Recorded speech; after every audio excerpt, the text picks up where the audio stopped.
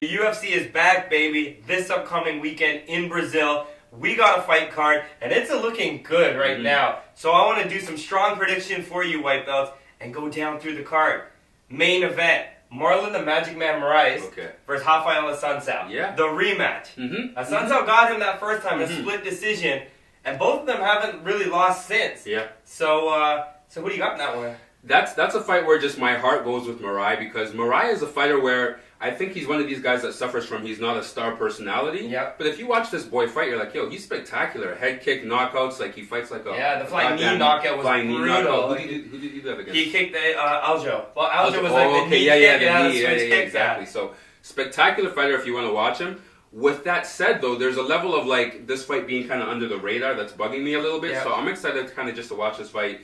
And I think the winner here can really do something for their name and maybe bring them a step closer to doing something, right? Yeah, I feel bad for ASSUNCAO because I think he should have got that title shot maybe a little bit sooner. Yeah. But I don't really care, and I want Marlon to win this fight by devastating fashion. Yeah. So he can actually truly deserve that spot and fight against TJ. Yeah. Because ASSUNCAO and TJ already fought, and TJ had a pretty convincing decision there. True. So I'm not for those rematches when you already know what's happening in that fight. I got Marlon winning this. I got him finishing. Who's the guy? ASSUNCAO. ASSUNCAO. I don't even know the guy's name. That's how far I'm looking ahead here.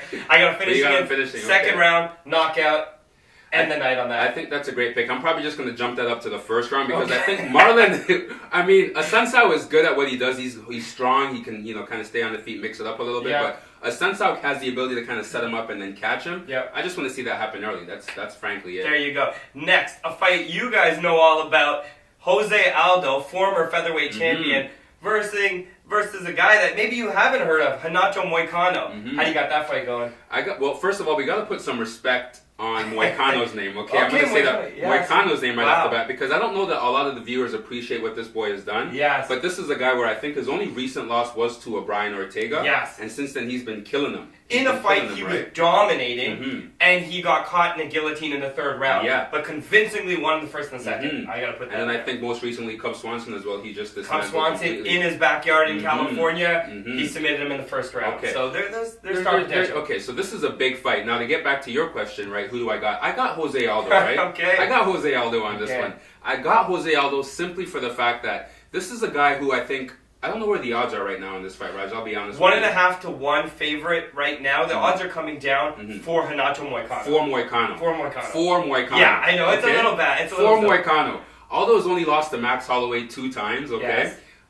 Max Holloway's a great. He's a legend. He may be the GOAT when his career is said and done. Before that, Conor McGregor. Who is the best of all time. So if you've only lost to the best of all time, come on, man. Like, this guy should be able to take care of Moicano. Let's not forget about Aldo. Let's put some respect on his name, too. And what he did to Jeremy Stephens in his last fight was pretty impressive, too. Yeah. Because coming off the heels of 2 losses to Max, everybody was counting him out like we love to do in the MMA media world. Yeah. And then he comes back and he dominates and beats up Jeremy Stephens. So, impressive victory by Jose Aldo. I think he's losing that fight. Renato Moicano is the future in the division. I think he will actually give Max a decent run for his money, even though it's blessed era. So I got Moicano winning that fight.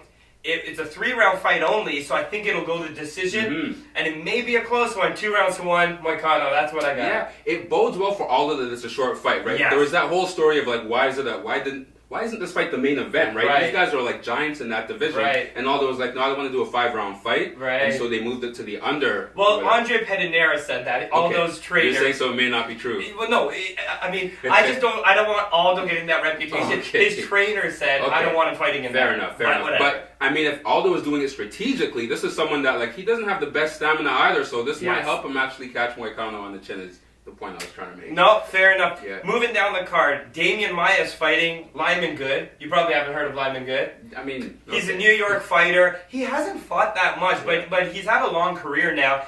I think he's on a 1-fight win streak. That's all the information I'm giving you about him. I got Damian in that. I think he comes back and gets the win. Yeah. don't really care about this fight. I mean, that's just the facts of it. Yeah. Like, Damian Maia, we talk about this all the time, but this is a practitioner who is a legend at Brazilian Jiu-Jitsu. Yes. But we're talking MMA over here, and he's just someone that basically hasn't evolved with the game. Right. Lyman Good, I've never heard of. No disrespect on you. Yeah. But I think if this is a compelling matchup, maybe, if it's a good outcome, I'm going to go back and watch this fight. But right now, as I'm sitting here, I'm pop some popcorn. Yeah. I feel bad for Damian Maia. I kind of want him to get that victory only because he fought 3 wrestlers back to back to back. Yeah. In Woodley, in Colby, in Kamaru. So throw the guy a bone, and Lyman may not be a great wrestler. Well, he's not at the same level of pedigree of wrestling as those 3 guys. Okay. So he could potentially get that job done. Again, it's in Brazil.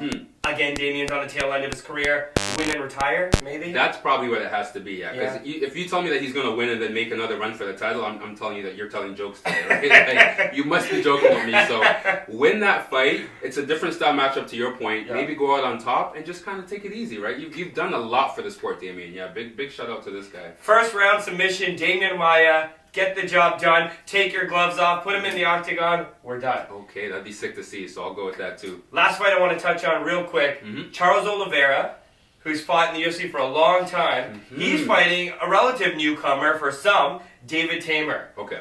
Now, I think that's a compelling matchup, which is why I wanted to bring it up for you white belts, because David Tamer is another up-and-coming fighter that's a problem. And I think he can make his name off of Charles in his hometown. So I'm going David Tamer. I'm going knockout. I'm going second round. You're going second round, okay.